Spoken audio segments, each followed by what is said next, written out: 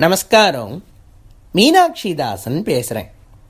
ஆலயம் அறிவோம் பகுதி 189 திருமலை திருப்பதி திருவேங்கடமுடையான் திருக்கோவிலை பற்றி சொல்லிட்டு வரேன். அப்பம் கலந்த சிற்றுண்டி அக்காரம் பாலில் கலந்து சொப்படனான் சுட்டு வைத்தேன். இது பெரியாழ்வாருடைய பாசுரம். இந்த பாசுரத்தில் கிருஷ்ணன் கண்ணனை பார்த்து பெரியாழ்வார் கூப்பிடுறார். கண்ணா, உனக்காக நான் இவ்வளோ பிரசாதம் பண்ணி வச்சிருக்கேன், ஓடி வந்து சாப்பிடு அப்படின்னு அவர் கூப்பிடுறார். இப்போ எதுக்கு சுவாமி இதை சொல்கிறேன் அப்படின்னா, நாம் இருப்பதோ திருமலையப்பனின் கோவிலினுடைய 3வது பிரகாரம். சம்பங்கி பிரதட்சணம்னு பெயருள்ள இந்த பிரகாரத்தில் இருக்கோம். இந்த பிரகாரத்தில் ஒவ்வொன்றா பார்த்துட்டே வரோம். போன எபிசோடில் விரஜா நதியை பற்றி சொன்னேன்.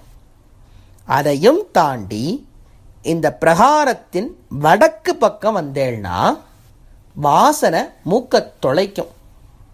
என்ன சுவாமி அப்படின்னா, இந்த பிரகாரத்துக்கே, அதாவது இந்த சம்பங்கி பிரதட்சணத்துடைய வடக்கு பிரகாரத்துக்கே பிரசாத பிரகாரம் அப்படின்னு பெயரே வச்சுடலாம்.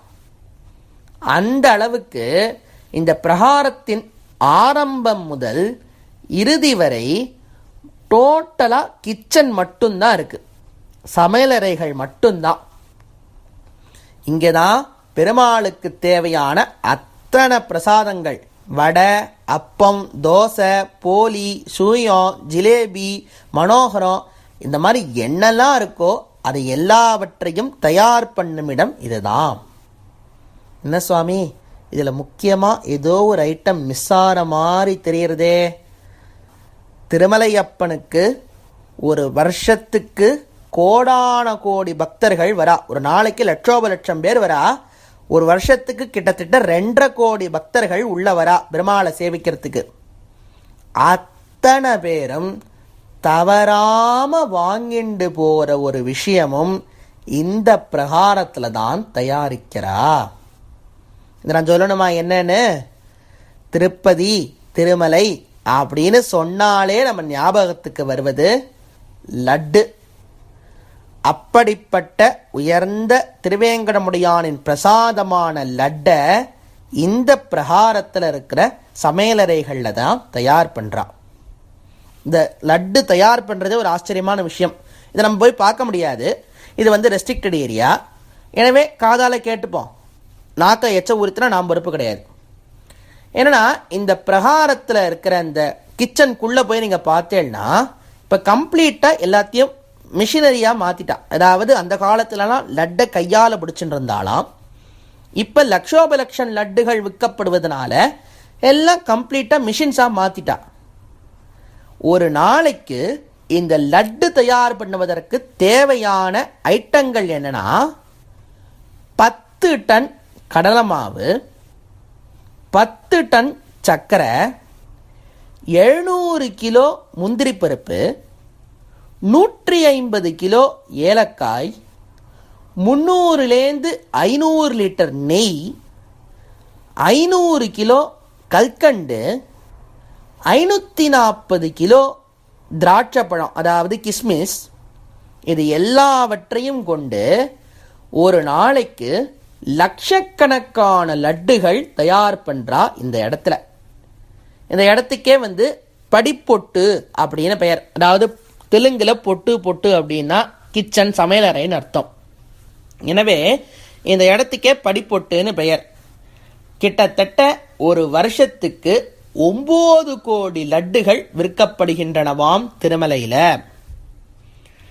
ஒரு நாளைக்கு கிட்டத்தட்ட 3 லட்சம் லட்டு விற்கிறா. இது பிரம்மோற்சவ காலங்களில் கிட்டத்தட்ட 8 லட்சம் லட்டு வரைக்கும் போகுமா சேல்ஸ். அவ்வளோ லட்டு தயார் பண்ணுறா அந்த இடத்துல. அவ்வளோ லட்டு தயார் பண்ணுறதுக்கு பெருசாக கன்வேயர் பெல்ட்லாம் வச்சு இந்த இன்க்ரீடியன்ஸ், அதாவது இந்த தேவையான பொருட்களை ஒரு இடத்துலேருந்து இன்னொரு இடத்துக்கு கொண்டு போகிறது, கிரேன் வச்சு அந்த பொருட்கள்லாம் கொண்டு வருது. இப்படி என்னென்னமோலாம் நம்ம நினச்சி கூட பார்க்க முடியாது. ஒரு லட்டு சாம்ராஜ்யமே அந்த இடத்துல நடக்கிறது. இந்த நான் இப்போ சொன்னேனே, கடலை மாவு, முந்திரி, திராட்சைப்பழம், ஏலக்காய், நெய், சர்க்கரை, கல்கண்டு, கிஸ்மிஸ், இதெல்லாம் திட்டம் அப்படிங்கிற பெயரோட சொல்கிறான். இது என்னன்னா திட்டம்ங்கிறது இது எல்லாத்தையும் சேர்ந்து என்ன கலவையில் போட்டால் லட்டு தயாராகுமோ அந்த கலவைக்கு பேர் திட்டம். ஆனால் இந்த திட்டம் இப்போ காலத்துக்கு ஏற்றாற் போல 300 வருஷத்துக்கு முன்னாடி தயார் பண்ண திட்டமும் இப்போ யூஸ் பண்ணுற அந்த திட்டமும் 6 தடவை மாறி இருக்கான்.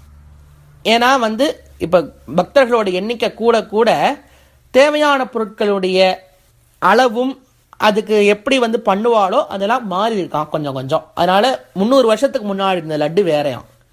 அது என்ன சாமி 300 வருஷம் அடிக்கடி சொல்றேன் அப்படின்னா, ஆமாம், இந்த லட்டே 300 வருஷத்துக்கு முன்னாடி தான் திருமலைக்கு முதல்ல இன்ட்ரடியூஸ் பண்ணப்பட்டது. சரியா சொல்லணும்னா ஆகஸ்ட் மாதம் 2ஆம் தேதி 1715ஆம் ஆண்டு முதல்ல லட்ட திருமலையப்பனுக்கு பண்ணி நெய்வேத்தியம் பண்ணியிருக்கா. இதுதான் ரெக்கார்ட் சொல்றது. இந்த லட்டு வந்த கதையே ஒரு ஆச்சரியமான கதை. என்னன்னா இப்போ போன வருஷம் 2015 தான் 300வது ஆண்டு விழா கொண்டாடினா லட்டுக்கு. பாருங்க, அவ லட்டுக்கெல்லாம் விழா கொண்டாடின்னு இருக்கான். ஏன்னா அது ஒரு பெரிய விஷயம் சுவாமி. திருமலையில் கோடான கோடி லட்டுகள் விற்கப்படுகின்றன. கோடான கோடி ரூபா திருமலைக்கு வருமானம் வருது லட்டுனால. அப்படிப்பட்ட அந்த லட்டு முதல்ல தயாரானதே ஒரு அழகான கதை. ஏன்னா 300 வருஷத்துக்கு முன்னாடி நிறைய பக்தர்கள் திருமலைக்கு வரும் பொழுது அவளுக்கு தேவையான வசதிகள் அவ்வளவோ கிடையாது.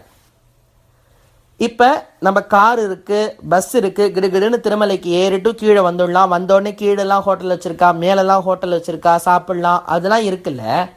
ஆனால் இந்த பக்தர்கள் 300 வருஷத்துக்கு முன்னாடி வரவாளுக்கெல்லாம் இந்த சாப்பாடுங்கிறதே ஒரு பெரிய விஷயமா இருந்தது, 7 மலை ஏறி வரவாளுக்கு.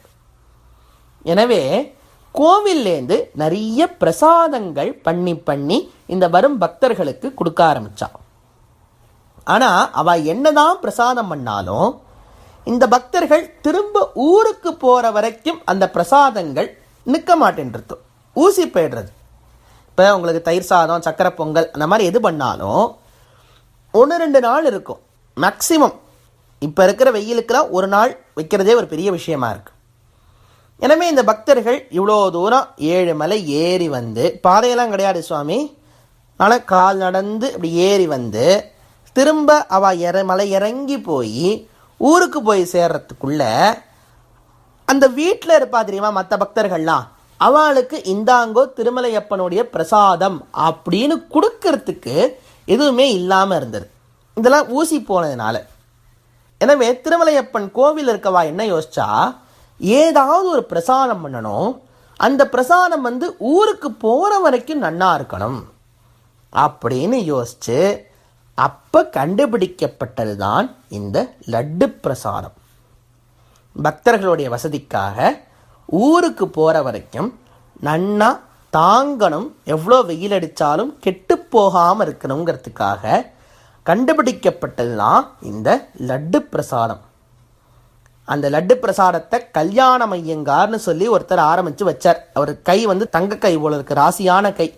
அவர் பிடிச்சி வச்ச லட்டு அன்னிலேருந்து கோடிக்கணக்கில் லட்டு சேல்ஸ் ஆகிட்டு இருக்கு. என்ன சுவாமி திரும்ப திரும்ப திரும்ப கோடிக்கணக்கு என்னமோ சொல்கிறேன் அப்படின்னா, ஆமாம், ஒரு வருஷத்துக்கு கிட்டத்தட்ட 190 கோடி ரூபாய்க்கு வருமானம் ஈட்டி தருகிறது இந்த லட்டு விற்பனை. இந்த லட்டையே சைஸ் வாரியாக போட்டிருக்கா, சைஸ் வாரியாக விலை வாரியாக இந்த லட்டு அப்படியே திருமலையில் இருக்குது. என்னன்னா 3 விதமான லட்டுகள் பண்ணப்படுறது இந்த திருமலையப்பன் கோவிலில். ஒன்றுக்கு பெயர் ஆஸ்தான லட்டு, 2வது கல்யாணோற்சவ லட்டு, 3வது புரோக்த லட்டு. இதுதான் 3 விதமான லட்டுகள். ஆஸ்தான லட்டு, கல்யாணோற்சவ லட்டு, புரோக்த லட்டு. இதில் ஆஸ்தான லட்டுங்கிறது தெரியுமா, இதுதான் இருக்கிறதுலையே பெரிய லட்டு. ஒரு லட்டோடைய வெயிட் கிட்டத்தட்ட 750 கிராம், 3/4 கிலோ இருக்கும் ஒரு லட்டோடைய வெயிட். அப்படிப்பட்ட லட்டில் எக்கச்சக்கமான முந்திரி பருப்பு, பாதாம் பருப்பு, குங்குமப்பூ, பிஸ்தா பருப்பு, இந்த மாதிரி என்னென்னமோலாம் போட்டிருப்பா அதில். ஆனால் அந்த லட்டு விசேஷ நாட்களில் மட்டும் மட்டும்தான் தயார் பண்ணுவா. சாதாரண நாட்களில் இந்த ஆஸ்தான லட்டு தயார் பண்ணுவது கிடையாது. ஏதாவது பிரம்மோற்சவத்தில் பெருமாளுக்கு முக்கியமான திருநாள் அப்படின்னா மட்டும்தான் இந்த ஆஸ்தான லட்டு தயார் பண்ணுவா. நித்தியமுமே மீதி 2 லட்டு தயார் பண்றா. எது? கல்யாணோற்சவ லட்டும் புரோக்தம் லட்டும். இதுல கல்யாணோற்சவ லட்டு ஆர்ஜித சேவைக்கு பணம் கட்டுவா தெரியுமா? இப்ப தோமால சேவை, கல்யாணோற்சவம், வசந்தோற்சவம் இதுக்கெல்லாம் பணம் கட்டி வருவா தெரியுமா? அவளுக்காக தயார் பண்ணப்படும் லட்டு. இது ஆஸ்தான லட்டோடைய கொஞ்சம் வெயிட் கம்மி தான், கிட்டத்தட்ட 1/2 கிலோ தான் இருக்கும் ஒரு லட்டு. ஆனால் ஆஸ்தான லட்டு அளவுக்கு அதில் முந்திரி திராட்சையெல்லாம் போடாட்டாலும் கொஞ்சம் அதோட கம்மியாக போட்டிருப்பா. இருக்கிறதுலையே சின்ன சைஸ் லட்டு அப்படின்னு பார்த்தா புரோக்தம் லட்டு. இதுதான் அடிக்கடி விற்பனை ஆகிட்டே இருக்கும். கோவில் வாசலாம் நமக்கு கிடைக்குமே, அந்த லட்டு புரோக்தம் லட்டு. இந்த லட்டோடைய வெயிட் 175 கிராம். இதில் கம்மியான முந்திரி பருப்பு பாதாம் பருப்புலாம் தான் இருக்கும். ஆனால் டேஸ்ட்டு 3 லட்டுக்கும் ஒரே மாதிரி தான் இருக்கும். சைஸில் தான் வித்தியாசம். உள்ளே போடுற அந்த அடிஷ்னல் முந்திரி பருப்பு பாதாம் பருப்புலாம் தான் வித்தியாசமாக வரும். எதுக்கு சுவாமி இப்படி வெயிட்டு எண்ணிக்கை இவ்வளோ கிளியராக சொல்கிறேன் அப்படின்னா, இதெல்லாம் ஸ்டாண்டர்டைஸ் பண்ணி வச்சிருக்கா திருமலையில். வேற எந்த கோவில்லையுமே கிடையாது. இது எல்லா அளவையும் ஸ்டாண்டர்டா இவ்வளோ இவ்வளோ இப்படி இருக்கணும், இந்த லட்டுனா இப்படி இருக்கணும் அப்படின்னு சொல்லி ஃபிக்ஸ் பண்ணி வச்சிருக்கா. ஏன் ஃபிக்ஸ் பண்ணி வச்சிருக்கா? 2009 இந்த திருமலை லட்டுக்கு பேட்டன்ட் வாங்கிட்டா திருமலை திருப்பதி தேவஸ்தானத்தவர்கள். பாருங்க, பெருமாளுடைய லட்டே பேட்டன்ட் வாங்கிட்டா. ஜாகிரபிக்கல் டேக்னு சொல்லி இந்த பேட்டன்ட் ஆஃபீஸ்லேருந்து அதெல்லாம் கொடுத்து திருமலை லட்டை உலகத்தில் வேறு யாருமே விற்க முடியாது, திருமலை திருப்பதி தேவஸ்தானத்தவர்கள் மட்டுமே விற்க முடியும்னு சொல்லி பேட்டன்ட் வாங்கிட்டா அந்த லட்டுக்கு. அதுக்கு தேவையான ஸ்டாண்டர்ட் இருக்கும் தெரியுமா? அதைத்தான் இவ்வளோ நாள் நான் சொல்லிட்டு இருந்தேன், இவ்வளோ வெயிட்டு இவ்வளோ சைஸு அப்படி இப்படின்னு. ஆக மொத்தத்தில் பெருமாளுக்கு எல்லா பிரசாதங்கள்லேயும் லட்டு ரொம்ப முக்கியமான நைவேத்தியமாக படைக்கப்பட்டு பக்தர்களுக்கு விநியோகம் பண்ணப்படுகிறது. அவசியம் நம்ம திருமலைக்கு போனால் எல்லாரும் லட்டு வாங்காமல் கீழே வரமாட்டோம். அப்படிப்பட்ட லட்டுடைய கதையை இன்னைக்கு தெரிஞ்சுட்டோம். மேலும் இந்த பிரகாரத்தில் என்ன இருக்குங்கிறத நாளைக்கு பார்ப்போம். நாளை சந்திப்போம்.